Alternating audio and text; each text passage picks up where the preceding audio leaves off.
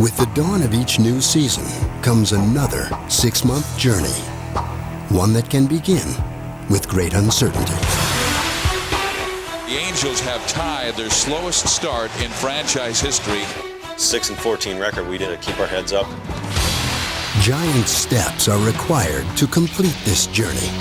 I'm not putting on a uniform just to put it on. I'm playing to win. Other teams might grab your attention. The Oakland A's have set a new record with their 20th consecutive win.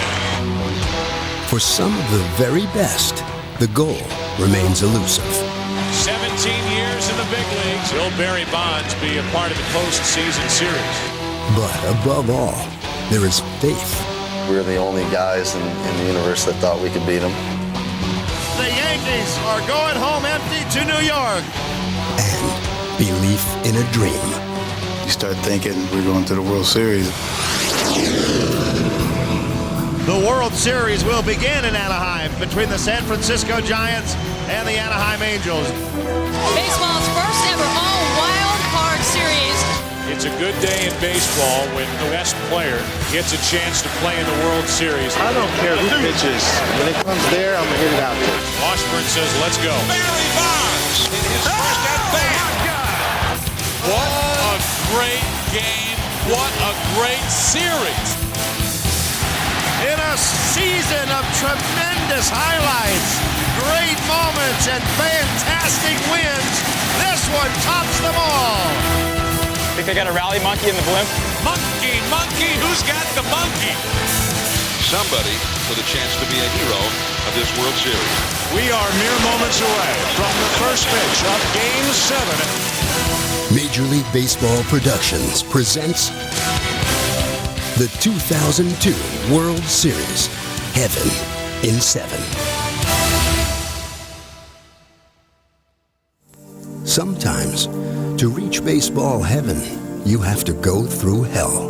And the Anaheim Angels now a disappointing 5-10 to start the Angels coming close, but not close enough. The Angels facing some pressure to turn it around here early in the season. Anaheim began the season 6-14 and seemed destined once again to finish 41 games back in the ultra-competitive AL West. We put so much into, let's get off to a good start right away and take care of the A's and take care of Seattle. And you know what? We played good baseball, we had good pitching, and we just lost. We lost close, good ball games. The Angels already have their worst start in the history of the franchise. After that 6-14, the team was up in Seattle, and Soch had a meeting before that game. I really told the guys, hey, we believe in you. We know your championship caliber, and let's keep our heads up and keep going forward. And these guys did. Swung on and missed, strike 3. The Angels salvaged the final game of this series. It's a victory for the Angels. I think what happened was as soon as we stopped playing our own division and kind of took that pressure off us to get off to that fast start, we took off. They began to win, thanks in part to big surprises in small packages. It is out of here! Grand slam, David Eckstein! He's done it again! Unbelievable! Back-to-back ball games, walk-off grand slam! When you got things like that happening, you tend to have an attitude of nothing can go wrong. And it doesn't matter what happens, somebody's going to step up. Even a little 4'2" guy like Eckstein can step up and hit the grand slam for you. So the Angels are back up to the 500 mark. 14-14, back to square one. And nothing played a greater role in their resurgence than a dedication to their core values. It's about being a team. I mean, every guy contributes, and there's a new hero every day in the lineup. This year, we got on some stretches where early in May, when we won 20 out of 23, everybody was hitting line drives everywhere, and you can't defense line drives when everybody's doing it. So we're just putting pressure on teams by just hitting them to death. The most runs scored by Anaheim since August 25th of 1979. Throw the stats out the window, throw the egos out the window. We got to play to win. And that means giving yourself up for the better of the team. You don't know if it's going to be Garrett Anderson or Darren Erstad or myself or Adam Kennedy or Jared Washburn or Donald. I mean, it's like we are made up of 25 guys that are capable of winning the game for us. And that's just an unbelievable feeling to be a part of. Game-winning walk-off two-run homer. Just another Halo victory. This game is over. The Angels win. The Angels grab first place. They were now officially the comeback kids. Still, the eyes of the baseball world were focused on another divisional powerhouse, on a record-breaking journey. And it's 20 consecutive victories for the Oakland Athletics. This is incredible. I mean, you tip your hat. I thought it was pretty cool that they were doing that. I mean, that's history. You just don't see stuff like that. But we don't worry about things we can't control. We knew they were great, but we knew that if we win our games, it doesn't matter what they do. With the pitching staff ranked third and the top batting average in the majors, the Angels finished with a franchise record 99 wins and did something they hadn't done in 16 years. And the Angels have clinched a playoff spot.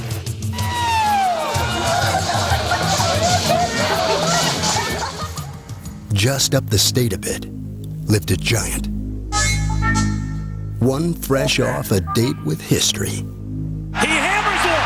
Way back. Number 60 out of here. 70. He has tied McGuire. Number 70. The home run king. 72. 73. Could his brilliance lead the Giants to the promised land? See, that's the beauty of baseball. In spring training, at the start of the season, you wish you had a crystal ball to sort of say, hey, man, where are we going to be at the end? When Bonds hit 2 home runs in each of his first 2 games, it looked like an encore was in the making. Bonds hits one high and deep to left field. This one is out of here. On opening day, he's done it again. His second of the game. This one is out of here. Another one out of here. When you start a year off like that, picked up from last year. He has done it. And I thought that was awesome. And we were like, okay, boys, here we go. And so did Bonds, setting a record for sheer production by reaching base almost 60% of the time. This year was probably the most productive year. For me, it was more remarkable than 73 home runs. The fact of almost 200 walks and how they pitched around him, how it stayed focused, end up winning batting title. And this is it. Number 600 for Barry Bonds. Bonds' brilliance, along with a strong supporting cast, enabled the Giants to have the playoffs in their sight for the 4th time in the last 6 years. But a piece of the puzzle was still missing. We knew that for us to get to the postseason, we'd have to have a bona fide leadoff man. And Kenny Lofton was it. A guy that, knew how to lead off, a guy that knew how to score runs, and a guy that had been in postseason in case we got there. For Lofton, the move opened a door. That's basically what I was trying to do over there in Chicago, was trying to get to the playoffs. And the opportunity came up for me to come over here, and I'll say, hey, these guys have a chance. And that's all I asked for, just a chance to get to the playoffs and have a chance to get a ring. We got Kenny Lofton. We were behind. And he came in and made an impact right away. The home run, his first at-bat. Gone, a home run. Kenny Lofton in his Giants debut. Welcome, Kenny Lofton. San Francisco finally had a bona fide leadoff hitter in place.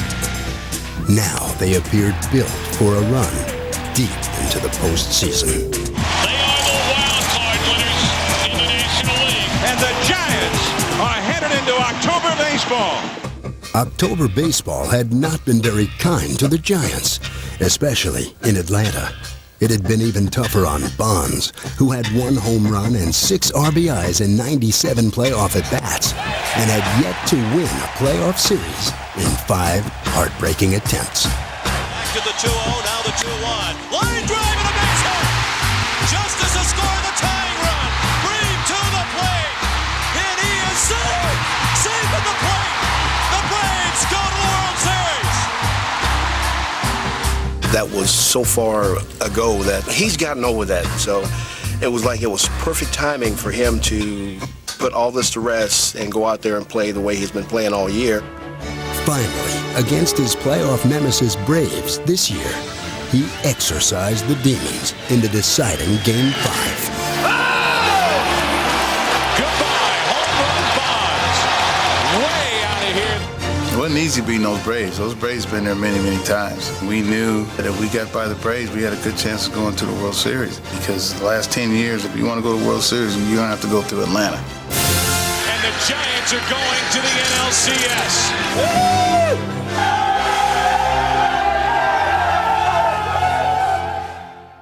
Their next opponent was the sentimental favorite St. Louis Cardinals, who dealt with Barry by not pitching to him. But Barry's teammates would make the Cardinals pay. Rich Aurelia, his second home run of the game. And the Giants have won the first 2 games. Back in San Francisco, Bonds continued to go deep, even in defeat. The Cardinals had seen enough and pitched around him again in Game 4. With 2 out and Santiago on deck, they will intentionally pass Bonds. I got the chance to be the hero in the game, and I just try to put the ball on play and don't try to think too much because, it's not easy hit behind this guy. But on the other side, I love it because a lot of good things can happen. Driven into left field. A 2-run home run for Benito Santiago after the intentional walk to Barry Bonds. The next night, more heroics, this time from Lofton. Lofton swings, line right, base hit right field. Here comes Bell, rounding third, heading home. Here comes a throw, and it's over! And the Giants have won the pennant. The Giants are the champions of the National League. The Giants are going to the World Series. 17 years in the big leagues, and Barry Bonds is going to the World Series.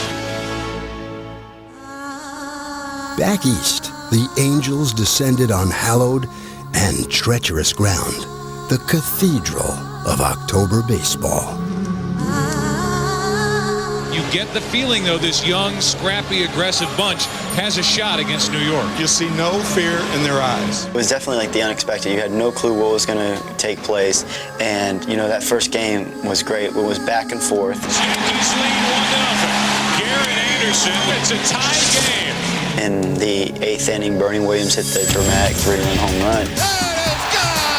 And the Yankees take an 8-5 lead. But the funny thing about it, we all still felt confident. Well, everybody didn't think we could beat them. I think we were the only guys in the universe that thought we could beat them. After the first game we lost in New York, I actually felt pretty good. I thought we played a great game. I thought we showed the Yankees and everybody else that we had a great team that was never going to give up, and we gained a lot of experience. That experience proved crucial in Game 2, for though the Angels took an early lead, they also got a dose of New York's resilience. And the Yankees take a 5-4 lead. But could the comeback kids come back in Comeback City? The Yankees are obviously a great team, and we had to play our best games to win. And in that situation, we were trying to do something to get on and start a rally, and Orlando Hernandez, who just left a couple pitches up to us. The Angels have tied this game. Fortunately, we didn't miss them. The Angels lead on a home run by Gloss. Back-to-back Anderson and Gloss. 6-5 Anaheim. With the series tied 1 game apiece, the teams moved west for the first playoff game in Anaheim since 1986. In the warm California sun, the Yankees' bats exploded, but the Angels never lost faith. Honestly, I was sitting in the dugout going, 6-1, we're down, but I think we're going to win this game. The Angels' bullpen stemmed the tide with 7 innings of shutout ball, led by 20-year-old newcomer Francisco Rodriguez, who was a revelation. I saw him in AAA this year. I was just like, oh my God, who is this guy? So I knew he was good. Everything we heard about this guy was, just wait till you see this. And you're like, okay, whatever. I'm sure he's good, but let's see how good. He stepped on the hill that first time we saw him, and I was like, oh my goodness. You can just tell. His poise just on the mound. He seems fearless. For a 20-year-old kid to be able to step onto a stage like he's come onto and perform at the level that he's capable of doing, it's unbelievable. He's been asked to do something that you just don't ask, quote, 20-year-old guys to do. Strike 3 called. 6 in a row in the 7th and 8th innings. They put the rally monkey up on the scoreboard, and this place went berserk. The rally monkey is the Angels' good luck charm that can't appear until late in the game. But when it does, the fans go bananas, and so do Anaheim's bats. Just ask the Yankees and their 6-1 lead. That ball is gone!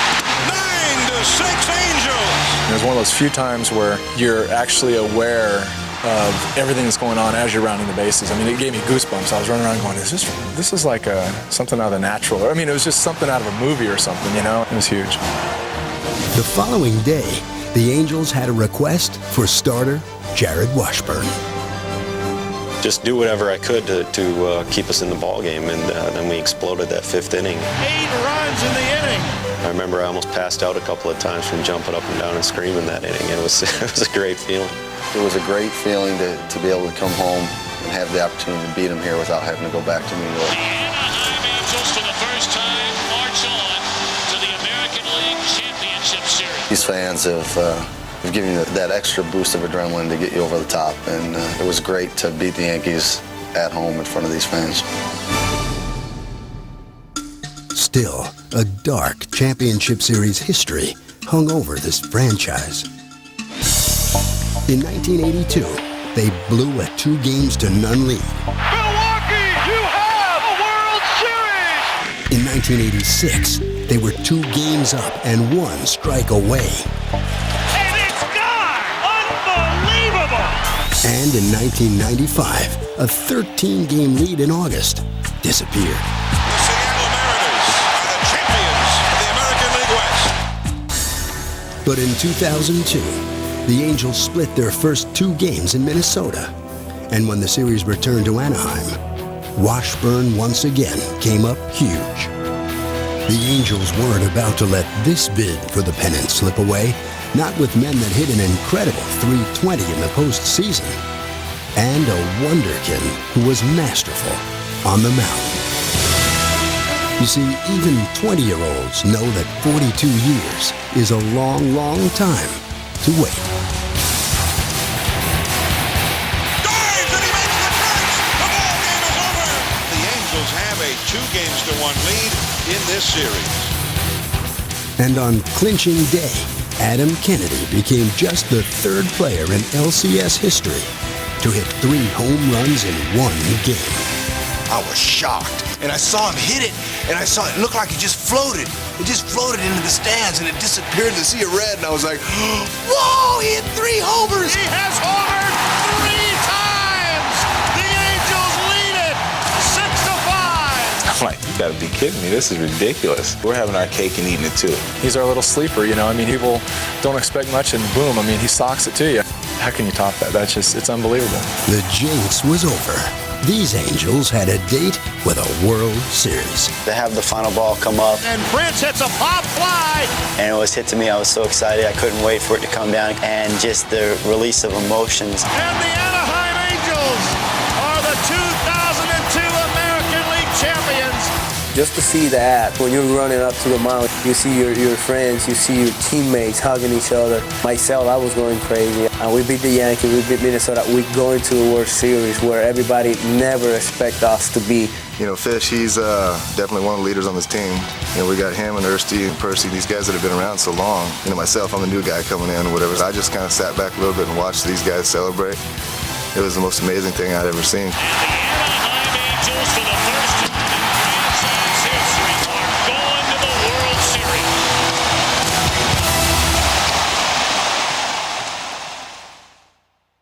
It was the first World Series ever with 2 wild cards. We're live at Edison Field in Anaheim. Good afternoon, everybody. I'm Rory Marcus along with Terry Smith. It's Game 1 of the World Series 2002, the Anaheim Angels and the San Francisco Giants. The Angels had waited more than 4 decades for the chance to be on a World Series stage. Bonds, too, had endured a 17-year wait. And fresh off 2 of the greatest seasons ever, he was set to carry the team on his shoulders. Winners themselves, Giants manager Dusty Baker and Angels skipper Mike Scioscia had shared World Series glory in 1981 as teammates on the Dodgers.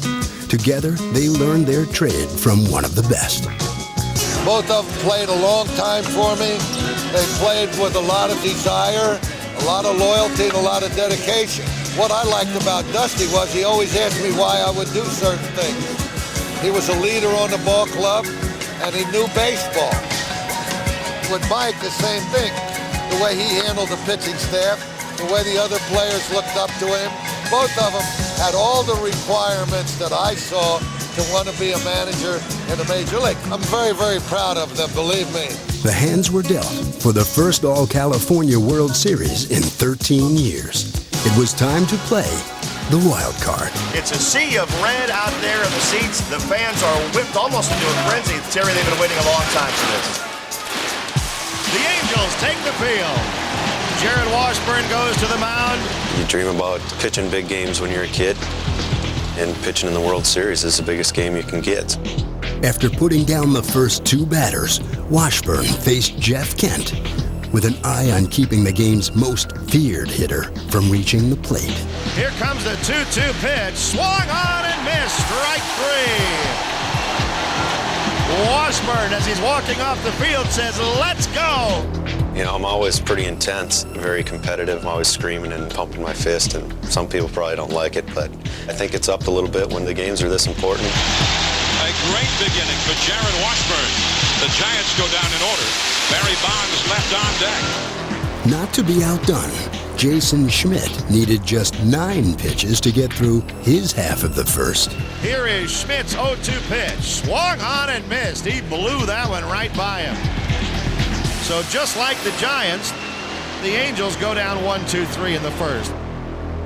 Finally, the moment arrived. The game's best player stepped to the plate on the game's biggest stage.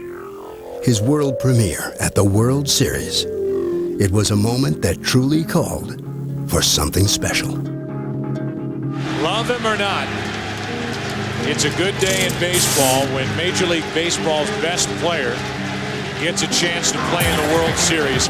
But how do you face someone this locked in? We're going to try to hedge it somewhat of, pitching aggressively, but yet making sure he didn't hurt us. He's facing Jared Washburn, the left-hander, right here. And a high fastball. Barry takes it. All year long, Wash has been a guy that he's not intimidated or he won't back down from anybody. He'll go after him. This situation dictates Washburn challenging Barry Bonds as much as he can. That just missed in the count, 2 balls, no strikes. There was just something about him, his demeanor, like he was a man with a mission. Swing, there's a shot deep into right field. That one is on its way and way back out of here. Home run. So Barry Bonds, in his first World Series, in his first at-bat in that World Series, launches a tape measure home run to the right of the 365 marker and way out of here. And the first blow of this World Series is struck by none other than Bonds himself. 1-0 San Francisco. That's Barry. That's so Barry. I mean, he has a flair for the dramatic. It didn't surprise us at all. I mean, we were quite happy to see it. After 17 years, one swing. Just one swing to seize the moment. You get caught up in the game and the way it's going, and then you can feel the electricity in the dugout. Oh, my God! It's just spontaneous. I mean, it happens. It's nothing you sit back and think about when I'm going to scream or yell. Way to go, B! So Bonds wins round 1. Barry Bonds, one of the best hitters ever, hit it out of the park. Well, if Washburn was waiting all week to go after him, he doesn't like the result right now. I kind of smiled. Wasn't surprised it happened because I made a mistake. So I thought, well, smile, shrug it off, try to get the next guy. 2 batters later, Reggie Sanders, benched in Game 5 of the LCS, had a shot at redemption. Sometimes guys try to do too much and put a little too much pressure on themselves. We finally got him into a more relaxed feel. There's a drive to deep right field. Tim Salmon back on that one at the wall, and that's 2 in the inning for the Giants. As they had all year, the Giants played the long ball for a 2-0 lead. The Angels seemed unfazed. Hey, they're right there. Hey, solos don't beat us, remember? Solos are fine. Let's go. Keep going. Put some zeros up there. We're going to get this guy. Let's go. Never before had the first 3 hits of a World Series been home runs. But Troy Gloss now looked to change that. I was just trying to get a gauge off Jason. I'd never faced him before. Here's the 0-1 pitch to Gloss. Swing and a miss. Oh, that's a good breaking ball by Schmidt. I got 2 strikes on him. He fouled off some pretty good pitches that I threw him. And the pitch is fouled away. Troy just got a piece of it. I was just trying to get on base. Trying to get something started. And I just kind of laid a slider in there. Slider belted to left field. Barry Bonds will not catch that one. It's gone. Well, Bonds can do it. Sanders can do it. And Troy says, don't forget about me. His 5th home run of the playoffs. He's proven it, he's led the league in home runs, and that's no fluke. He's got some of the best raw power I've seen. Troy Gloss has a pretty fluid, even swing for a right-handed batter, and that was crunched into left field. Just as impressive was Washburn, whose fastball was sinking and rising. The Giants simply didn't know where to look. Hey, there's the deal. You're changing their eye level. It's the other way. Beautiful. Yeah, that's right. A lot of guys do it up here. Yeah. You like to do it down there. Yeah. I like it. Yeah, because I always throw up, so I want to make sure they see some down. You see some down, and they got to follow the bounce. Beautiful. Schmidt, meanwhile, was formulating a pitching plan of his own, and it was proving quite effective. Yeah. Go hard now. Go hard, Smitty. To be honest with you, I really hadn't heard a whole lot about the offense. I know different media and stuff writes a lot and see a lot of stuff on TV, but I want to make my own opinion of what I thought. What we did is we just kind of decided we were going to go after them. Each time the Angels had their trademark rally in the works, Schmidt found a way to snuff it out. The Angels are getting chances, there's no doubt about it. Now they need someone to come through with a clutch hit. But that phase of the game was eluding them. No ifs, ands, or buts about it. And it's popped up on the right side. Foul territory. It went up, and I immediately called it so that Benito would know that I had it. Foul territory, and Snow slips. Recovers for the out. I was lucky I fell on my backside because I never lost sight of the ball. Flat on his back. The 6-time Gold Glove Award winner gets a big second out here in the 5th. It was a big out because first and third with 1 out, there's so many ways you can score that guy from third, and now with 2 outs, it puts a lot of pressure on that guy behind him. He's got to get a base hit to score that run. Swing and a miss. The Angels threaten but fail to score. Who should know better than Snow that no 2 at-bats are ever alike?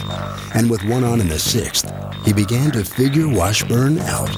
It's my 3rd at-bat off Washburn, and actually my first 2 at-bats seen a lot of pitches off him. My 2nd at-bat, I had a real good at-bat and worked a walk, and I think I saw like 10 pitches off him and threw one right down the middle, got a good look at it, and I just tried to tell myself to drive the ball to left center. Snow hits one into left center field, well hit, back in the track at the wall, home run!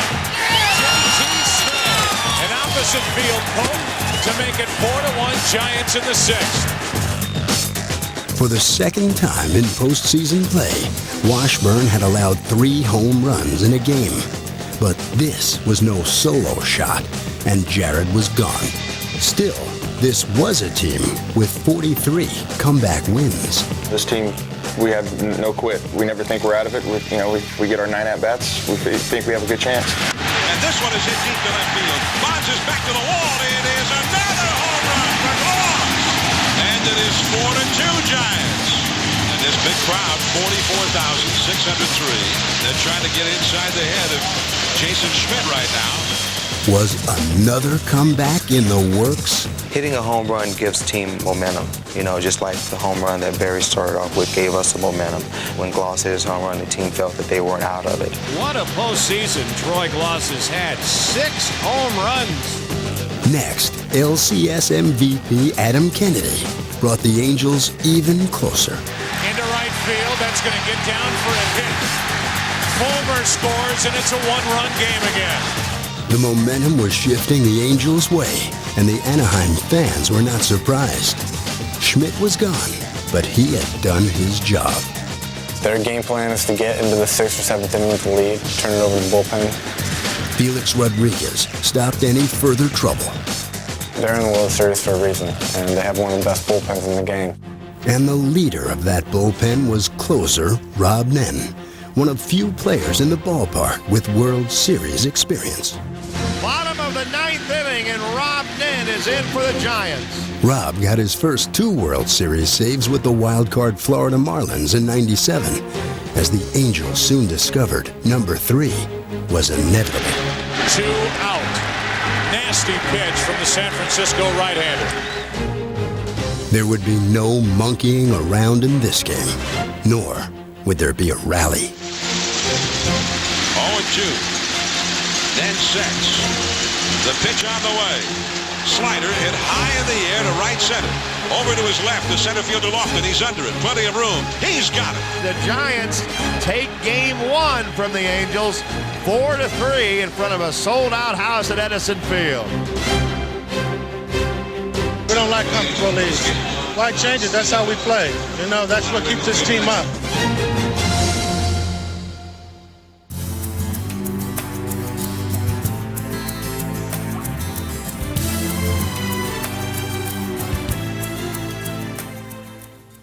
The Angels, as they have been in each of these postseason series, down 1-0. But unlike the previous 2 series, they lost game 1 here at home. We needed to win. We needed to step up as an offense. We knew we had to put the pressure on them early, try to get to them and score a bunch of runs. The Giants turned to right-hander Russ Ortiz. The Angels looked to the veteran Kevin Appier. Both had reputations for being effective but erratic. Neither of these pitchers tonight stay ahead of the hitters. Does that translate to a long game? Probably. Here are the Anaheim Angels on their home field, needing a win here tonight to avoid falling into a 2-0 hole. And when the Angels need to fire up the engine, David Eckstein is quite often the spark. Eckstein led off with a single, and Darren Erstad brought him home. Swing of the liner into right center field. That's a base hit. Eckstein digging to third, turns third, heads home. He's going to score all the way. The Angels have Ortiz on the ropes early in the game. 3 consecutive hits by the Angels to get it started, and now they're thinking big inning. Hit hard and into right field. Here comes Erstad to score. 4 consecutive hits. Talk about hits and runs coming in bunches. Our team's been in this situation so many times this year. We just kind of feed off a couple hits and you get a few runs, and it's built up to some big innings for us. The Giants are certainly capable of scoring runs in bunches themselves. So the Angels, while they're hot, want to get as many as they can. Good idea, for when Appier walked Bonds in the second, it spelled trouble. People think that Barry's only going to beat you at a home run. But if you keep walking them and get them on base, I mean, that's more chances for us to score. A 1-out single put runners on the corners for the resurgent Sanders. Now Sanders suddenly can put the Giants right back in this game with one swing at his bat. Sanders gets into one to deep left field. A 3-run home run for San Francisco. And gave us a huge lift, you know, down 5-0, hits a 3-run homer. Hey, we're back in the ball game. They'd get even closer. Come on, Dave. Make it happen. Come on. I've faced Appier quite a bit in the past, but it's always different in the playoffs. Come on. Get out of here. Get out of here. Yeah. Good boy, David. You know, he had the lead there, and he was just coming after us, and we were able to get the ball up in the air, and the ball was carrying pretty well down. What Appier's done here is not be able to retire the Giants and have let the Giants back in the game. It would be demoralizing to another team, but the Angels will just keep fighting and doing the things they do best. The Angels did precisely that in their half of the second. And once again, Eckstein's bunt single spawned a rally. Jim Salmon, big, strong, right-handed hitter. Really gets down into a deep crouch. Here's the pitch.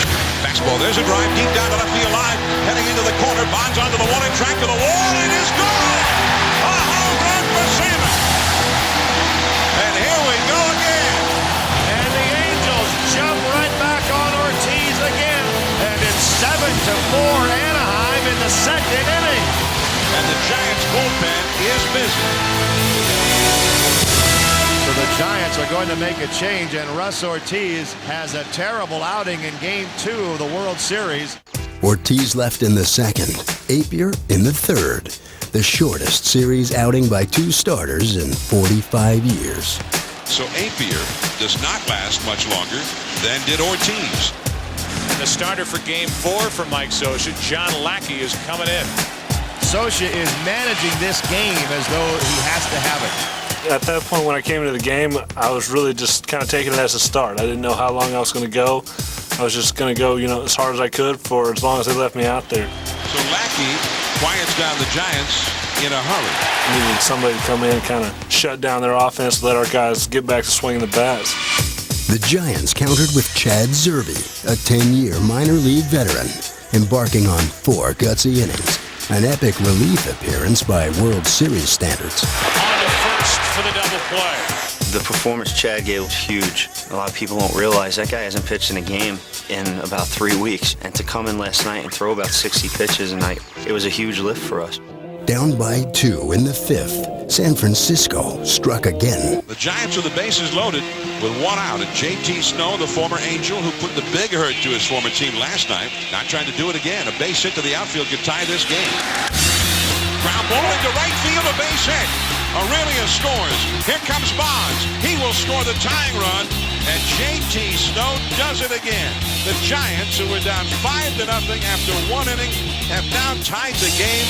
They didn't stop there, scoring 2 more for the lead. But this game was far from over. Well, the one thing I do know about the Angels is they will keep coming at you. Trailing by 1 in the 6th, Anaheim called on Francisco Rodriguez to add still another chapter to his amazing story. He's 4-0 in the postseason, and they are his first 4 major league victories. And he's been a big leaguer for about a full month. Francisco Rodriguez gave us a big lift, keeping us at that 9-7, then we got 9-8, just giving us a chance to come back and make a little rally. Got him on a slider, struck him out. For a young kid like that to come into this type of postseason situation and perform the way he has is kind of special. I don't know if we'll see it again for a long time. He has thrown 6 pitches and has struck out a couple of National League All-Stars in succession. And now here's the matchup that a lot of people are interested in. The young Rodriguez and the great slugger Barry Bonds. Try to go right after him, trying to make the right pitches, trying to keep the ball down in the zone. There's a hard hit ground ball right at Spezio. He'll solo to the bag, and it's a 1-2-3 inning for young Frankie. In the bottom of the 6th, the Rally Monkey made his first Fall Classic appearance, with Erstad on second for Anderson. Garrett, the Angels' top RBI man this season. And boy, could the Angels use a hit from him here. Base hit. Here comes Erstad. Here's the throw by Sanders. Cut off. Tie game. The Angels had evened the score, and the amazing K-Rod kept it that way. He went through a very, very tough lineup in fewer than 30 pitches in 3 innings, which is incredible. Here comes 0-2. He got him. Not only did he retire the entire Giants lineup consecutively 9 in a row, he did it throwing 25 pitches, 22 of which were strikes. Now that is dominance. The Giants came out swinging the bats, and they really kept the pressure on us, and when he came in, it really shut the door. Those were huge innings for us, gave us a chance to get back into it. At the end of the 8th, K-Rod left the World Series stage. The Angels' shortest tenured player turned the spotlight over to the man who'd been with them the longest. 2 out in the 8th for Tim Salmon. In that situation, wasn't trying to do too much, just trying to keep the inning going when you're facing guys we haven't faced before, and I didn't really know what to expect, so I just went out there being ready to hit. The Angels' 10-year veteran and their all-time leader in home runs and RBIs had played almost 1,400 games before reaching the postseason, the longest such stretch of any active player. He wasn't about to let the moment slip away. It's belted to left field. This one has a chance. Bonds at the wall. The Angels bleed it. He's been in this organization his whole career. He's dedicated his life to the Angels, and to have him come up so big in such a big-time game, I was just so happy for him. We saw him last year struggle through a year and came out this year and started slowly, so to watch him battle out of it, and then come in the postseason and have a night like that. Just to see him enjoy that kind of success on this stage is great. As soon as I hit it and I knew it was a home run, I knew the significance of it and what it would mean, with Percy coming in the next inning. Percival was prepared for one thing, but this was so much better. I thought I was coming into a tie ball game and told myself, hey, you get the first two guys out and then be real cautious with what I do. Once we scored the 2 runs, I said, okay, now the focus has changed. You go attack the first 2 guys, and if you get them out, great. Troy did, in fact, get those first 2 outs, which made it that much easier to face Bonds. 2-run lead right there with nobody on. You really don't have to have much approach other than don't walk him. I'm going to throw a strike. If he's taking a strike, great, I get a free one. If he's not, you got a chance of getting him out. You got a chance of him hitting a home run. You take what you get.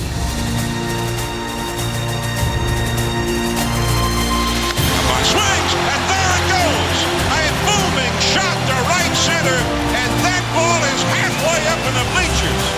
That's got to be one of the longest home runs ever hit out there.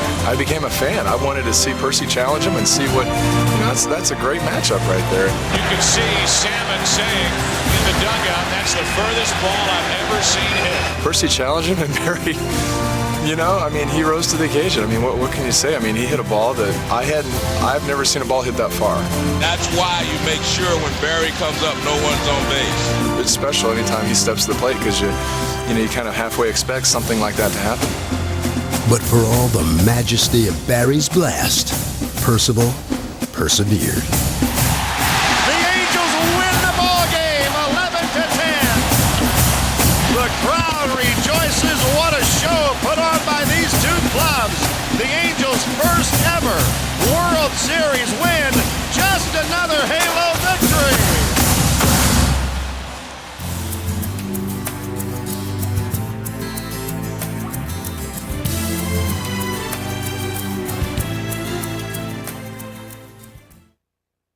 Game 3 was a poignant reminder of the past. The last time a World Series took place in San Francisco back in 1989, just before the start of game number 3. I'll tell you what, we're having an earth. We're down. Down. Everything's down. Relax. We're down. I can't believe that. We're knocked off. Yeah, we're out. I got knocked down a lot, but this is the first time I ever got scared.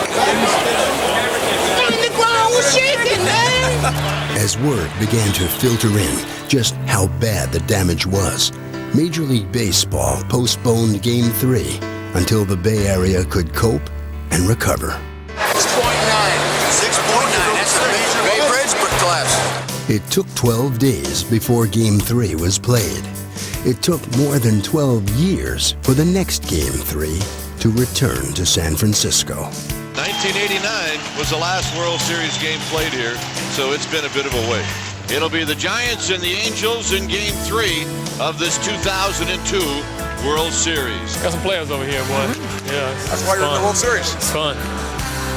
Catalyst Kenny Lofton was hoping the home field would wake up his bat. Stay back. God dang it. And Bonds was so focused, it really didn't matter who was pitching for the Angels. You hit out this guy before? I don't care who pitches. When it comes there, I'm going to hit it out there. The reigning Giants home run king, Willie Mays, threw out the first pitch to Bonds, his godson. Mays probably would have enjoyed facing Anaheim starter Ramon Ortiz, who in 2002 gave up 40 home runs, the most in the majors.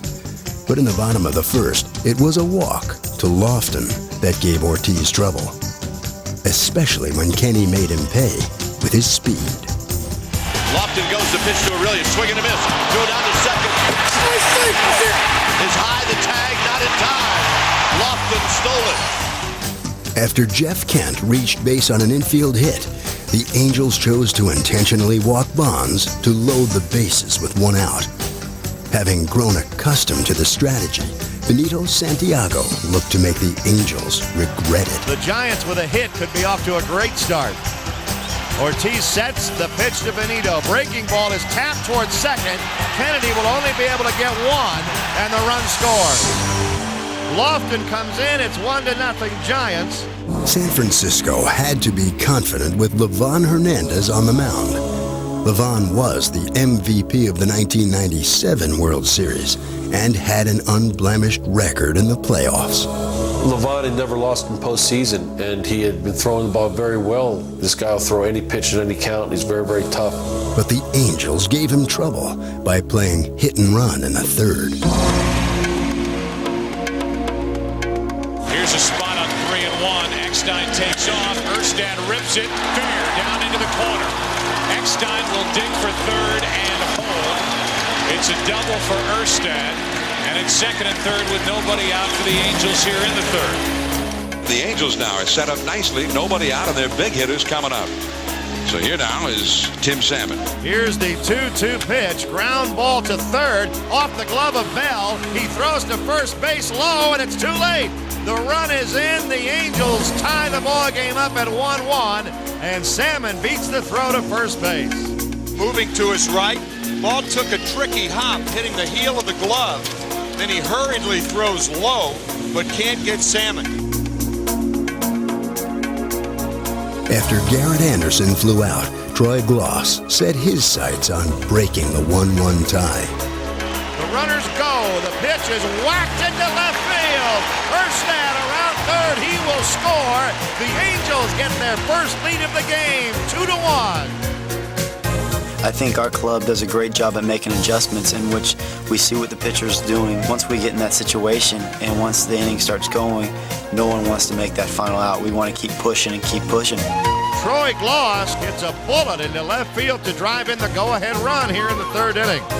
This was the Angels' attack that had rattled pitchers throughout the playoffs. But the Giants had to be surprised they were getting to their veteran playoff pitcher and sought a strategy for Scott Spiezio. All right, just make sure he stops over here. Don't let him get any running jumps on you. You're fine. Get that double play right here. Back up home plate now. 2-1 to Spiezio. There goes Gloss. The pitch is lined into right center field. That's in there for a hit, and it's going to roll all the way to the 421 side. Salmon scores. Gloss scores. It's a triple for Spiezio. The Angels lead it 4-1. His strength is unpredictability, throwing a pitch at any time and getting the ball down and trying to get some ground balls. When you see a lot of line drives, you know they're centering the baseball. That the Angels batted around in the third was amazing for a World Series game. That they would do so again in the fourth was unprecedented. 2 men on with 1 man out. Here is Garrett Anderson, and Hernandez right back into some serious trouble. There go the runners. It's a strike, and there'll be no throw. They got a great jump. It's a double steal. I was looking at Erstad, and I couldn't get anybody's attention to do a spin move or do something to keep him close because they were timing him the whole time. First, he saw an opening to try to steal third base, and the key there was Tim Salmon being able to recognize that Erstad was going to be aggressive, to follow him to second and give us a huge opportunity of putting runners on second and third. And now the Angels have runners on second and third, and there goes the ground ball double play possibility. Anderson's RBI groundout finished Hernandez for the night. But reliever Jay Witasic wouldn't fare much better. The Angels were doing this without the benefit of a home run, and Spiezio had become an RBI machine. Here's Spiezio, ground ball toward Kent. A dive cannot come up with the ball. It's into right field for a base hit. But Salmon is coming to score. It's another RBI for Spiezio, and it is a 6-1 Angels lead. A very difficult lineup fielded by the Angels. Contact, contact, contact, often hard contact. Now the 0-1 delivery. There's a shot off of Witasic, and the ball caroms into left field for a base hit. Closer on third being waved in. And the ball hit off the pitcher Witasic. It drives in a run. It is 7-1 Anaheim. My goodness. Witasic stayed in the game, but Anaheim would add insult to injury. The 1-1. Molina dumps one into right field. That gets down for a hit. It's 8-1 Angels.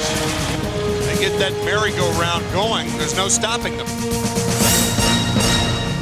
The serenity outside Pac Bell Park belied the tremors inside as the Giants looked ready to explode. Well, these Giant fans who have not had much to cheer about tonight, trying their best to get their home club going. One down. And here is Aurelia, the right-handed hitting shortstop. Aurelia, deep to left. Looking up is Anderson. Out of here. And it's 8-2. Kent followed with a single. And with a 6-run lead, the Matador chose to face the Raging Bull. Bonds could make it a 4-run game. 1 on, 1 out. Bonds into center field.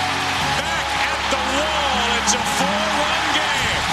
Another blast from Barry Bonds. We're just trying to go low and away, try to get that corner outside. I think the pitch he hit was like right middle, waist high for Barry, the big guy. He hit it out. That was phenomenal how far that ball traveled to dead center field. With this, he becomes the first player to hit home runs each of his first 3 World Series games. In the hardest park to hit home runs in all of the major leagues, Bonds continued to shed the burden of the ghost of playoffs past. Still, there wasn't much else the Giants could do in their World Series home debut. From the very start, this one belonged to the team in red. Sean Weiss delivers, and the pitch is swung on and missed. Strike 3. The Angels pound the Giants in Game 3. 10-4 the final score, and just another halo victory. They've done it again. The Angels lead the World Series 2-1.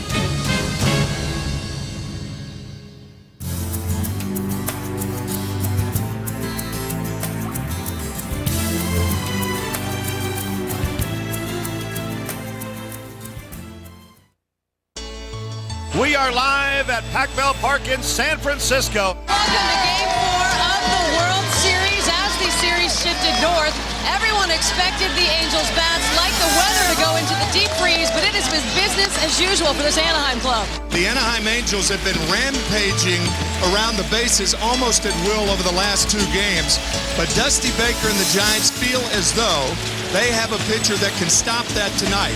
Dusty Baker is very pleased that this game is falling in the hands of Kurt Reeder. What's Reeder got? How far does he got to go for you?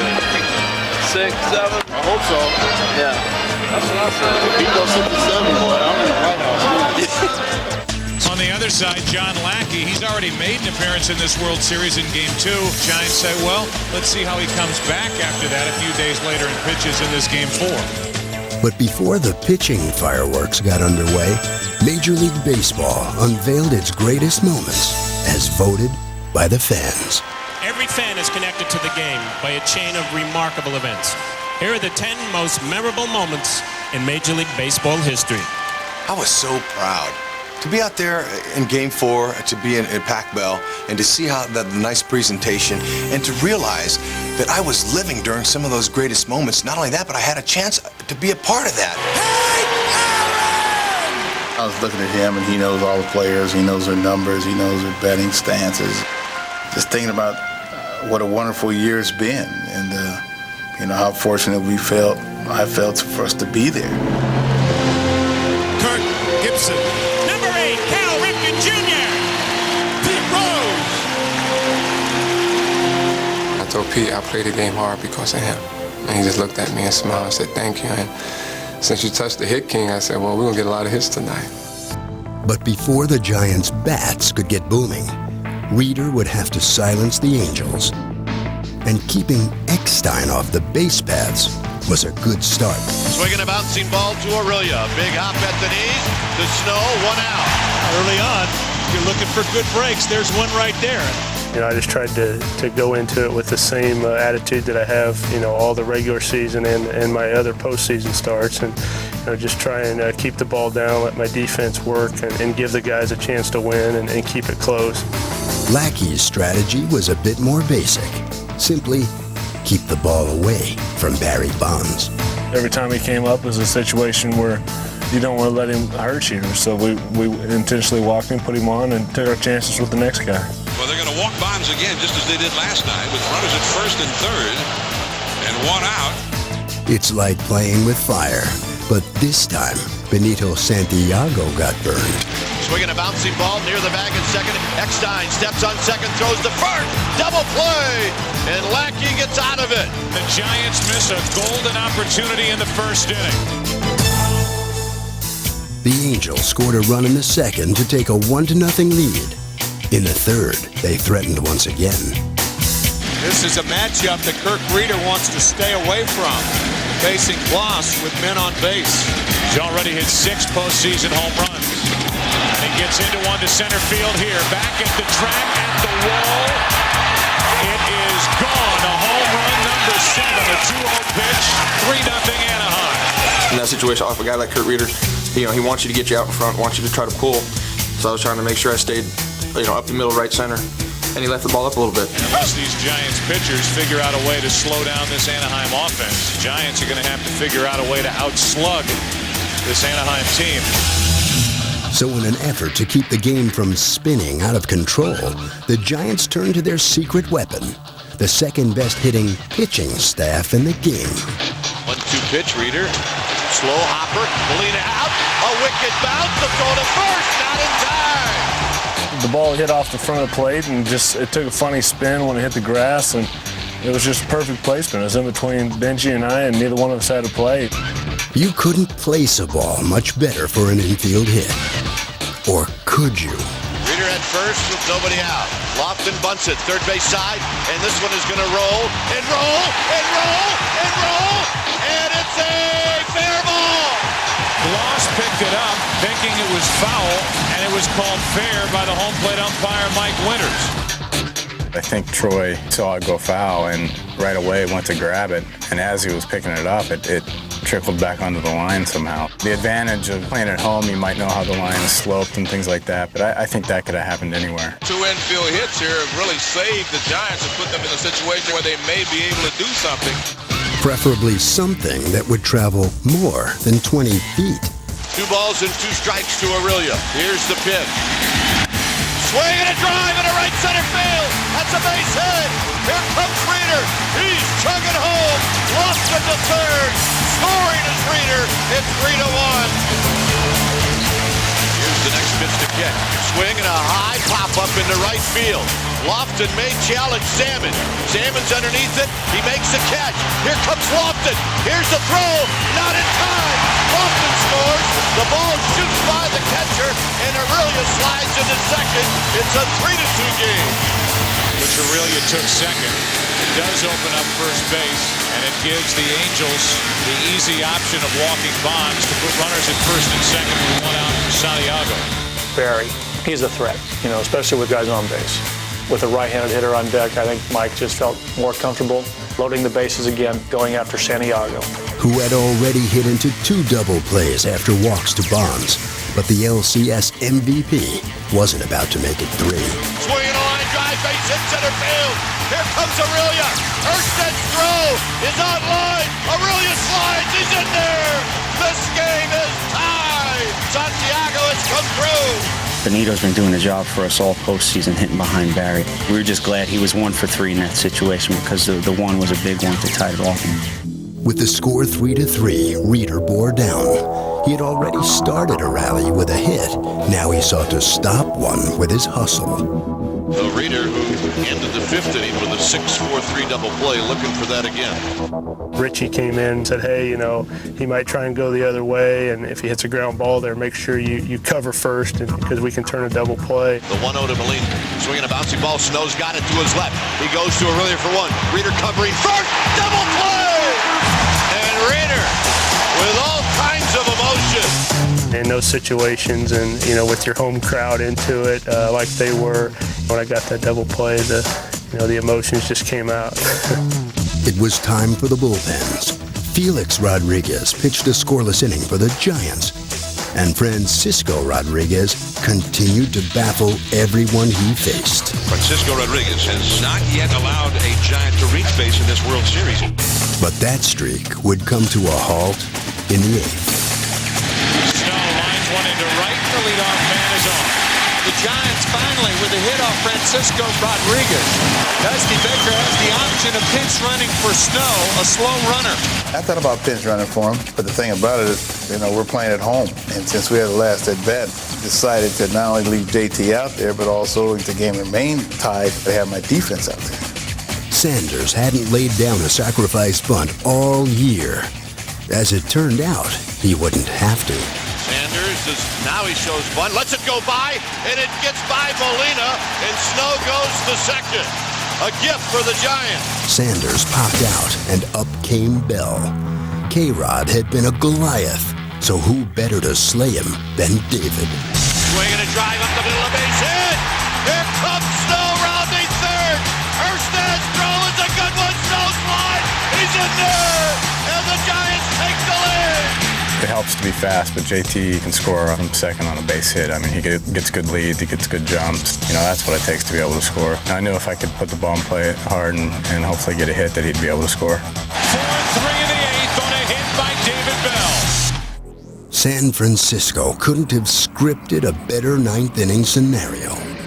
The Giants have exactly what they want, in the game with a one-run lead. Just watching those guys over the last few games, they're definitely an aggressive team. I wanted to go out there and make sure I got ahead of them, make sure that they were hitting my pitches and not the other way around. And sets. Here's the pitch. Swinging a check swing, ground ball to short. It could be here. Aurelio steps on second. Throw to first. This one is over. Game 4 goes to the Giants, and this baby is all tied up at 2. The Giants had used small ball to beat the Angels at their own game. Everything was falling for them, and usually falls for us. We're playing against the Giants. I mean, they're the best team in the National League. We're the best team in the American League, and anything can happen at any time, and we know that. People don't expect the Giants to play little baseball. Get to the National League Championship Series and the World Series, you do things to get one run.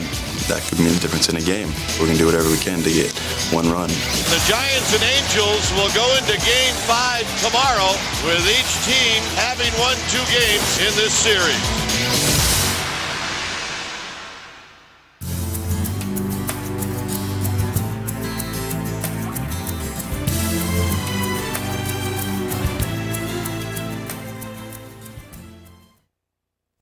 We're coming to you from Pacific Bell Park here in San Francisco.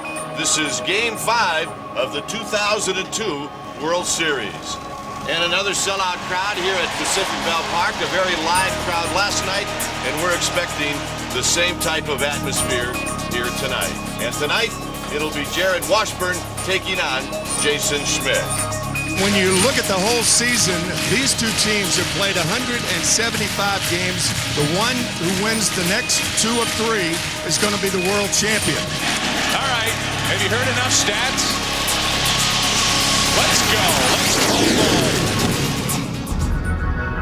It will be Jason Schmidt right in the heart of it all, ready to take on this Anaheim Angels lineup. And he quickly found himself in a jam with 2 on and 2 out in the first, and the Angels' hottest hitter at the plate. 2 balls and 2 strikes to Troy Gloss. Here comes the 2-2 pitch. Swung on and missed, strike 3. And they blew it by him, and Gloss looking very disgusted as he tosses the bat away. He has his blazing fastball working extremely well.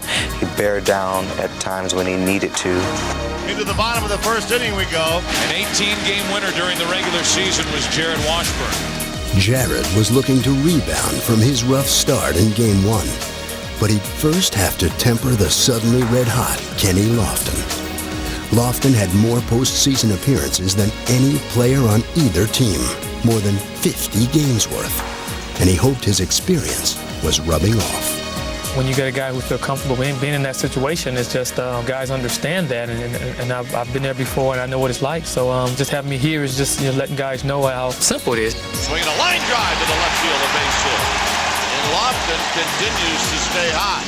Lofton's leadoff single wouldn't have been much of a problem for Washburn, were it not for his one-out walk of Kent. But that then forced a decision on Bonds. And here you go again. First and second, 1 out, Barry Bonds at the plate. The Angels walked him in this situation yesterday. It appears that they are going to pitch to Bonds. Here's the pitch. Bonds lines one down the right field line, a base hit. Lofton scores easily, and it's 1-0 Giants. It's important to get your feet on the ground and make pitches, but the Giants didn't give him a chance. Jared never really got his feet on the ground, and at times you got to tip your hat to the other club. Washburn laboring through this first inning. 2 runs on the board. 3 men on. Here's the 3-1 to David Bell. High, he walked him. A run comes in for the Giants. It's 3-0. The Giants batted around, and Jared tied a series record with 4 walks in the inning. Meanwhile, Jason Schmidt had the Angels flailing. Swing and a miss, and Molina strikes out to end the inning. The Angels go down in order in the second.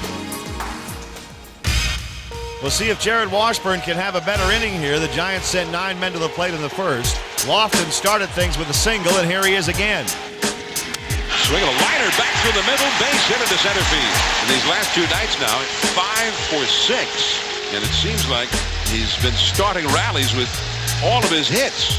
Lofton would, in fact, do just that once again, though Aurelia had his role in the rally snatched away.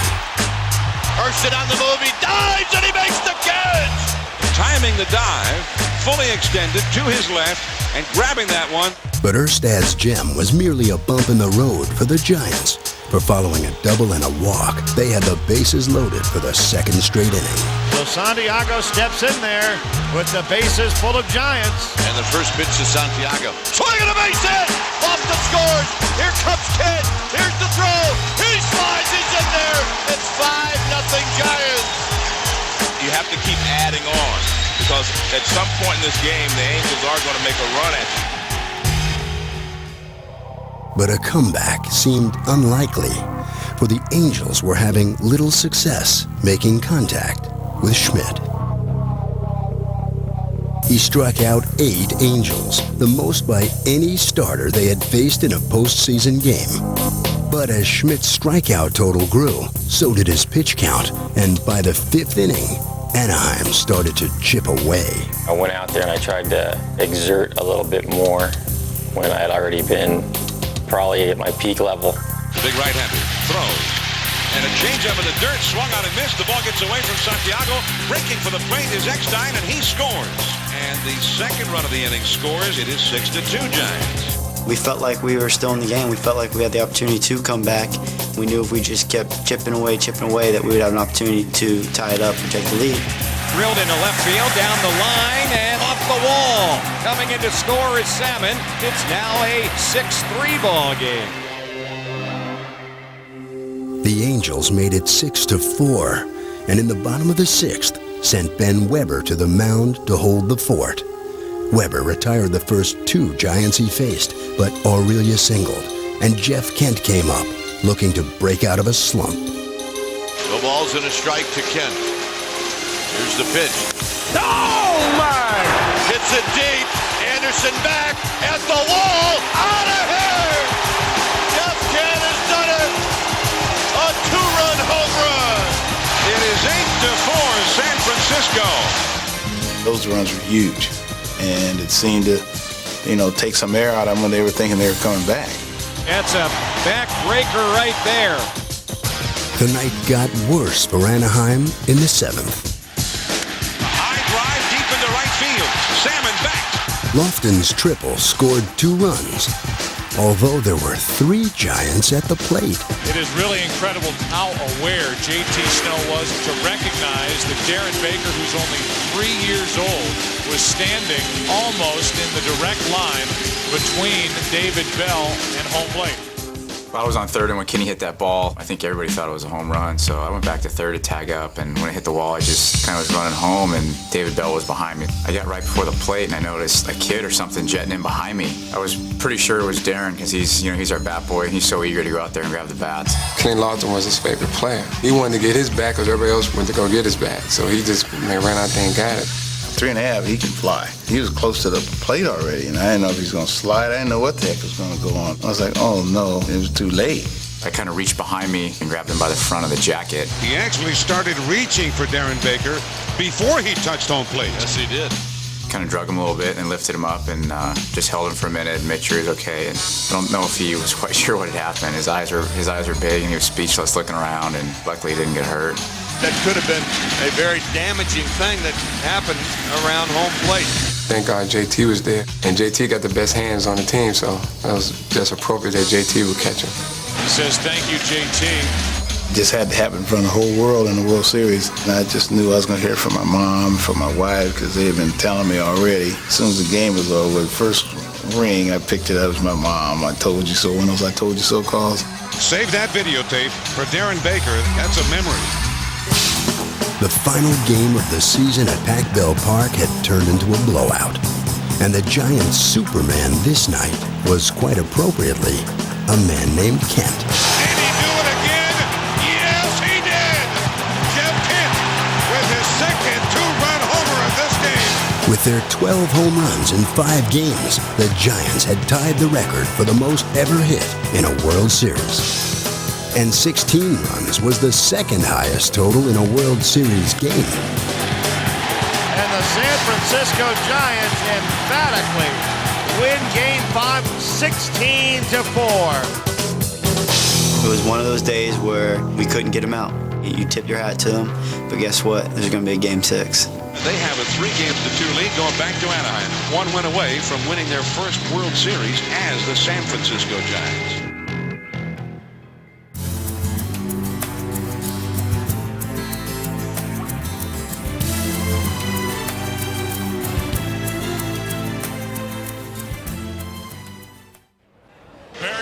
And the San Francisco Giants are here in Anaheim as we prepare for game number 6 of this 2002 World Series. Let's go, Pop. One more time. You hear me? Well, here are the Giants, one win away from their first World Championship since 1954, since before the move out west. Think they got a rally monkey in the blimp? What's up, Robin? What's going on? No. Congratulations on hitting that kid. You trying to be in disguise tonight? You have to go back over here. Get your fatigues on? Yeah, it's like working slow. Good game, boss. Thanks. Game. How's it going? Good. I'm happy to be here. Are you? Yeah. The rescue was the best. All right. Child savior. Take it easy.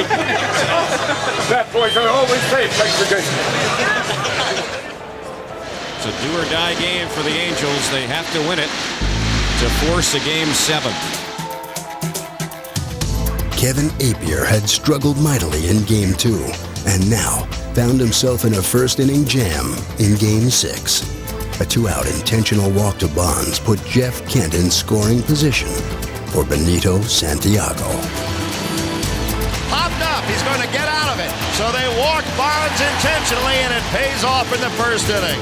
Russ Ortiz also lived a nightmare in Game 2 and was anxious for redemption. I knew I had to execute and able to help this team win. And so I set in my mind, hey, I need to execute this time. Russ Ortiz has been terrific. And Appier matched him pitch for pitch. When their guy was throwing zeros up, Ape was right there with him. Ape went out there, threw up 4 zeros. He got us into the 5th inning. It was a great effort. In the 5th, Appier and Sean Dunston waged a classic battle. In 26 postseason games, Dunston had never hit a home run, but he could never say never again. So I'm up there hacking. He threw a fastball middle end. Driven deep into left field. Back is Anderson at the wall. 2-0 Giants. Home run, Sean Dunston. But then I see my son at home plate, and he had a big smile on his face, and I was like, wow. I really hit a home run in the World Series in front of my son. That's a beautiful moment. Biggest swing of the bat, his long big league career. And Sean Jr. was right there watching. When Kenny Lofton followed with a double, it marked the end of the night for Appier. Appier battled, he did a good job, but might have been running out of some gas.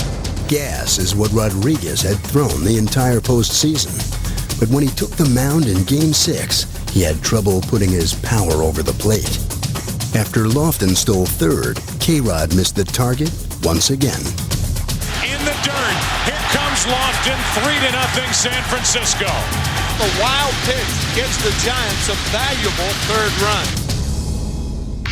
In the 6th inning, with the score still 3-0, K-Rod and his nasty reputation were still in the game. He's nasty. He's a nasty young man, and you just like to see somebody get to somebody that nasty. And who better than the nastiest hitter on the planet? And here is the great home run slugger, Barry Bonds, against the great phenom, Rodriguez. The pitch. That is crushed deep into the night, and it's 4-0, San Francisco. Bonds' 4th home run of the series was his record 8th of the postseason. I saw later in the replay that ball disappeared down that tunnel down there. Because I saw the people looking in the tunnel. I said, what are they looking at down there? That was Barry's ball. Must have been rolling out on the freeway somewhere. And not only did he clobber it, it was Ruthian, epic in proportion. And when Barry hit that bomb, I said, oh boy, look at Barry. A perfect year, a perfect series. Now the title was tantalizingly close. But what about these Angels? They've had so many rallies this year, so many late-inning heroics. Do they have another one left in them? 4-0 Giants, trying to wrap up the World Series tonight. Ortiz carried a 1-hit shutout into the 6th. The Angels' outlook was bleak, but then Adam Kennedy singled, and a 2-out walk to Erstad gave Anaheim a ray of hope. Was Ortiz starting to swim upstream with salmon at the plate? Now he throws. Fastball, strike 3 call. And so we head to the late innings, and the Angels are still 4 runs down. You know what? I was frustrated, and I walked out there thinking, you know what? We might have, that might have been our opportunity to get back in the game, and I think we gave up a run the next inning. A 2-out RBI hit by Kent, who pumps his fist as he looks into the dugout on his way to first. It's 5-0 San Francisco. Personally, like I said, I was frustrated and a little down, and I kind of thought that maybe that was the end of it. But when I came in the dugout, I saw that the rest of the guys weren't thinking that, so I was happy. But these Angels didn't know the meaning of the word quit. We were down 5-0, but we knew if we had any outs left, we were going to keep fighting. And in the 7th, they'd turn to their good luck charm. They put the rally monkey up on the scoreboard, and this place went berserk. The fans just go crazy seeing that thing, and it gives us a nice boost of adrenaline to go up there and try to kick butt. The rally monkey has made several appearances, urging everybody to crank it up. And once again, facing Ortiz, that's precisely what they did. And then that inning, there were 2 balls that were smoked pretty good. We were saying, man, they're on Russ. It's 5-0. We were hoping we'd get him through that 7th because we know Felix was running on empty. Everybody's running on empty. The dangerous Spezio coming up there was probably their hottest hitter, and decided to make the move. Because I think here comes Dusty Baker. Dusty's had such great production from his late-inning relievers, especially Felix Rodriguez. And they said we were going to go with Felix, and so I was like, all right, I did everything I could for as long as I could. Everybody in our bullpen does such a tremendous job that it's like, how could you not feel good about bringing in one of the best, right-handed relievers in the game? We had to feel pretty good with the 5-0 lead. Dusty Baker said, you deserve the game ball tonight. Russ Ortiz took the souvenir with him. I gave him the ball because I was rewarded for what he did. Some of the Angels I heard took exception that I was showing them up, but they weren't even in the equation. It was about showing Russ appreciation. It wasn't anything besides a souvenir, something, a keepsake, because who knows, this could be my only World Series that I ever participate in. Ortiz had his memento. And in the Giants clubhouse, preparations were underway. After all, they had a 5-run lead with just 8 outs to go. Felix Rodriguez was on to pitch with 2 men on base.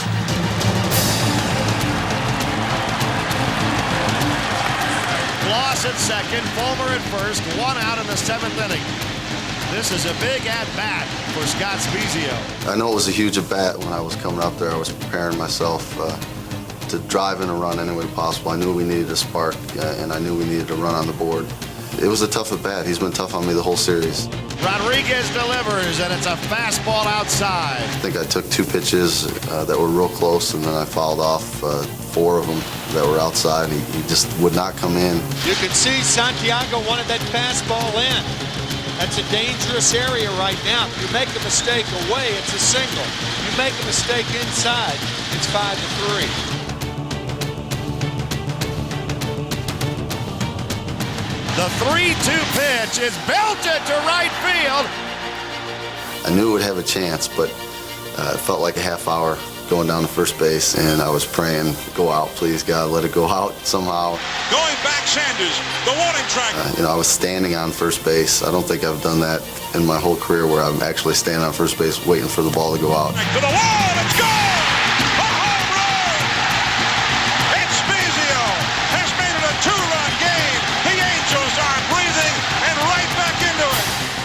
We knew that was the one thing we needed to get us back on track. And, Spees came up big for us all year long, and right there was the biggest moment. When Spees hit that home run, it was like you kind of get that sensation like, oh man, maybe this is the start of it.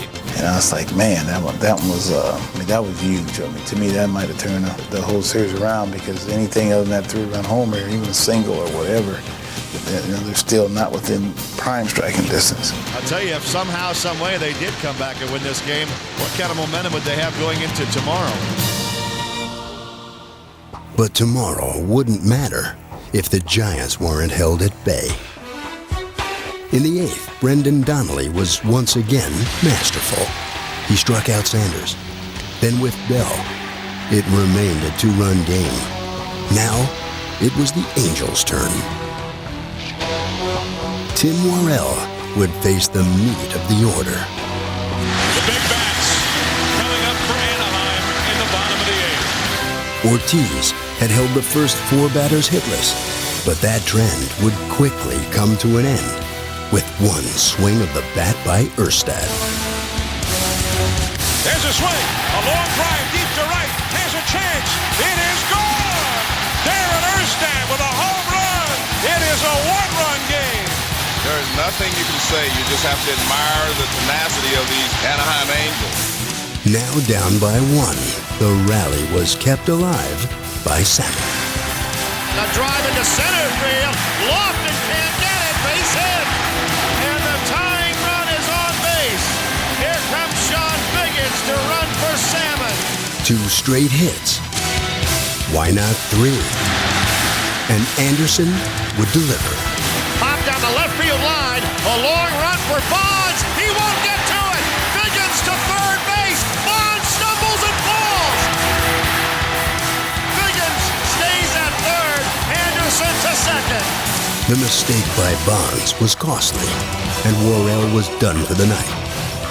It all came down to Troy Gloss against Rob Nen. An historic comeback on the line. I mean, I don't have a whole lot of experience facing Rob Nen. I mean, we all know what he throws, but seeing it from the perspective of being in the box compared to the camera in center field's a whole different story. Giants are hoping that Nen could work some of that magic again right here. I was trying to get a pitch I could basically just hit on the ground, get something to score one run, tie the ball game up, and then go on from there. The never say die Angels giving their fans a thrill down the stretch. Claus trying to get the hit that could possibly send us back here tomorrow. Then it's belted! Left field! In the gap! It's in there for a double! Here comes Biggins! Here comes Anderson! The Angels take the lead! 6-5! It's just hard to stop these guys once they get on a roll. Plus, another key hit. T-Roy has a knack of coming through in game-winning situations. He's done it all year long, and for him to come up there and drive that pitch out to the wall, we were all just thrilled because we knew we had Percy coming in for the ninth. And Percy showed no mercy.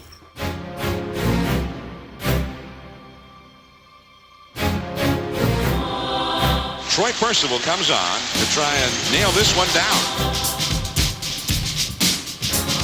2-2 pitch. Swing and a miss. He struck it out. Playable. Loss. 2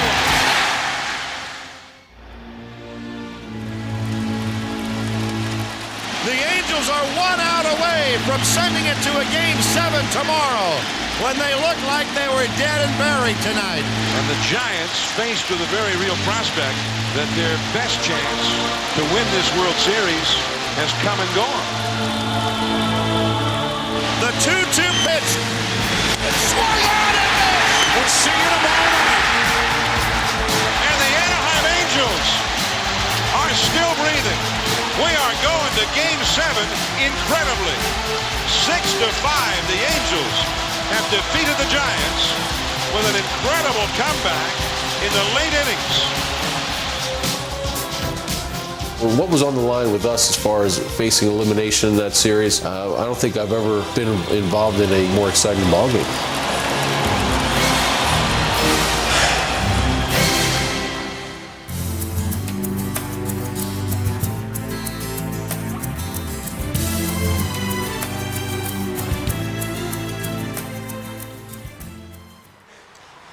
On the day of Game 7, Game 6 hero Scott Spiezio made the year's last trip to Edison Field. Like I said, we were dead going into those last innings, but the crowd gave us some added adrenaline that boosted us and got us through it. Hey, Speaks, great hit last night. Thanks, way to go, buddy. Good job, baby. All right, guys. All right, I'm a player. You're a player? Yeah. All right, go ahead. One more. Let's do it. Let's do it. All right. Let's go, Angels! Let's go, Angels! Angels! Easy money, what's up, Wade? Hey, this is our guy right here. Let's do it. We're gonna do it today? Let's do it today. All right, baby. Angels! Game 7! It's fun to think about everything's riding on this one game. It's do or die tonight. And the Angels and the Giants. Game 7, they'll decide it tonight. The crowd standing and cheering, the thunder sticks banging together. The sea of red is ready to go tonight. And here's the rookie, John Lackey. It was a huge game, big game, but I knew what I had to do was not different than any other game. Glad you're with us. Away we go. Lackey was looking to become the first rookie in 93 years to win a deciding Game 7 in the World Series. Kennedy. I was trying my best to look at it as another start. Here's the 1-2 to Aurelia, swung on and missed. Molina has to throw it down to first base, and there are 2 outs. I was on a short rest, so I was just going to go as hard as I could for as long as I could. John Lackey winds, and here he comes 3-2. It's hit in the air to right field. Salmon giving ground. On the warning track, he makes the catch, and Lackey has a 1-2-3 first inning. Giants starter Livan Hernandez was hoping to regain his playoff prowess after getting bombed in Game 3. There will be a short leash for Livan Hernandez if he struggles here early. He's walked 2 in the first inning here and deals with Garrett Anderson, 2 on, 1 out. A 1-1 pitch to Garrett Anderson. Into center field, Lofton coming on. Makes the catch, Eckstein doubled off to end the inning. A rare Angels mistake gave the Giants a boost. Here's Benito Santiago. It was only 4 out of 23 against the Angels. Here's a 1-2 pitch. Santiago up the middle, under the glove of Eckstein, and a 1-out hit. First base runner of the night for the Giants. 1 out in the second inning, no score. Snow now sought to become the first player in 15 years to get a hit in all 7 games. Runner goes, 3-2 pitch, and a shot into right center field. That ball will be cut off by Erstad. Santiago will hold it third, and it's first and third, 1 out as the Giants threaten here in the second. After a gut-wrenching loss in Game 6, the Giants look to gain an early Game 7 lead. The stretch, the 3-2 pitch. Swinging, there's a high fly ball into deep left. Going back to the warning track, Anderson, he's under it, he's waiting, he makes the catch. Tagging up at third, Santiago, and he comes in to score the first run of the 7th game. It is 1-0 Giants. But Livan asked for trouble in the bottom of the second when he surrendered a 2-out walk to Spiezio. That'll bring in Benji Molina. Here's the 2-1, a line drive into left center field. Lofton and Bonds won't get it. It splits the outfielders. It comes off to Lofton. Here comes Spiezio to the plate. He scores, and the game is tied. Hernandez continued to have problems in the third. The 1-1 pitch to David Eckstein is lined into left field. Bonds toward the line, plays it on a hop. Base hit for Eckstein. Here's Erstad. He had a sacrifice bunt his first time. A 1-1 pitch. Into left field, another hit. A pitch to Salmon hit him. an opportunity was knocking for Anaheim. Angels have the bases loaded and nobody out. They could really cash in right here. Anderson, he was the big RBI man for the Angels. This is the spot where he was at his very best. Having the bases loaded there with nobody out and Garrett up to bat, you were very confident that he's going to come through. The pitch to him. A line drive down the right field line. That's headed into the corner. Sanders is over to play it. Eckstein's in. Erstad's in. Here comes Salmon. He scores. Garrett Anderson clears the bases. And the Angels lead 4-1. Garrett had led the majors in doubles with 56. Yet this was his first extra base hit in the World Series. The fact that it was Garrett, I think, put us in the best of all positions to have our biggest RBI guy up in a situation like that. And he came through as he has all year. Once he hit that ball and gave me a little bit of a cushion, I knew, I had to step up and I had to make that stand up. Right-hander against right-hander, 0-2 pitch. He got him, struck him out. He took that pitch right down the heart of the plate. Lackey sure didn't look like a rookie. And in the fifth, he got support from his defense while facing David Bell. Here's the 3-2 delivery. And that one is lined into left center field. Erstad coming in hard, dives and catches it. You can put stars around that one. Lackey did precisely what the Angels asked of him. In my mind, we just wanted John to give us 5 innings because ultimately what we want to do is get in our bullpen. Brendan Donnelly followed with 2 scoreless innings, escaping a jam in the 6th. Looks like we're going to have a pinch hitter for Sanders, Tom Goodwin. There are a couple of situations that we had got one hit or pinch hit. We'd have been back in the game or had a chance. Asking for a big pinch hit, Tom Goodwin. Second and third, 2 out, 4-1 in the 6th. Inning over. The Giants had been so close to a championship, but now it was slipping away. Rodriguez came on in the 8th, anxious to put an exclamation point on an exceptional postseason performance. The Edison Field crowd was on fire. Rodriguez winds and comes back 0-2, and it's swung on and missed. A wicked slider gets Aurelia. 3-pitch strikeout. Frankie winds. Here's the 1-2 offering. Swing and a miss. Strike 3. He strikes out Kent. Rodriguez delivers and he struck him out. Santiago goes down swinging and Frankie Rodriguez strikes out the side in the 8th inning. Here was a situation, Game 7 of the World Series, where 3 rookie pitchers came in and pitched 8 innings of 1-run ball, and obviously turned it over to our closer, who's one of the best in the game. We move into the 9th inning. Game number 7. And Troy Percival, 6 for 6 in save chances in the postseason. JT Snow leads off the 9th inning. 2 balls, 2 strikes. Percival delivers to Snow, and it's whacked into right field.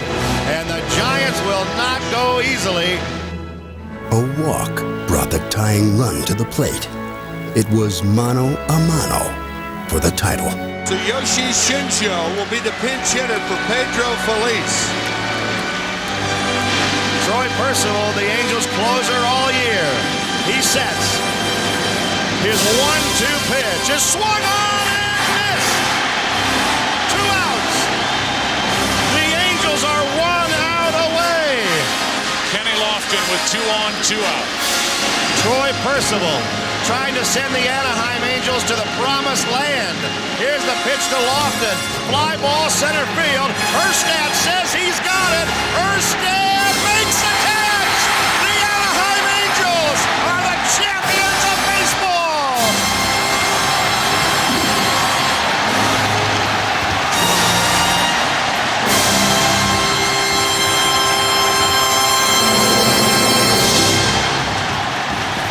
The 42-year wait comes to an end as the Anaheim Angels win it all. They begin every season with the hope the journey will end just like this. But the dream of just one team really does come true.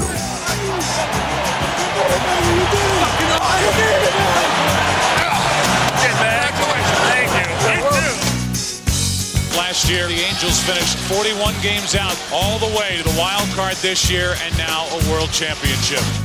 Unbelievable. I just can't believe this is really world champion. World champion. Is that amazing? Yeah, that's what that says. Unbelievable. Gene Autry, I know you're up there.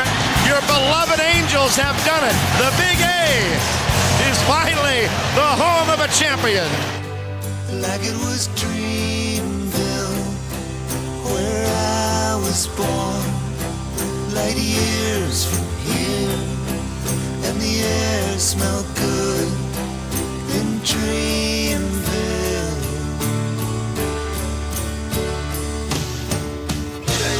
Woo! God, I don't even know how to act. I don't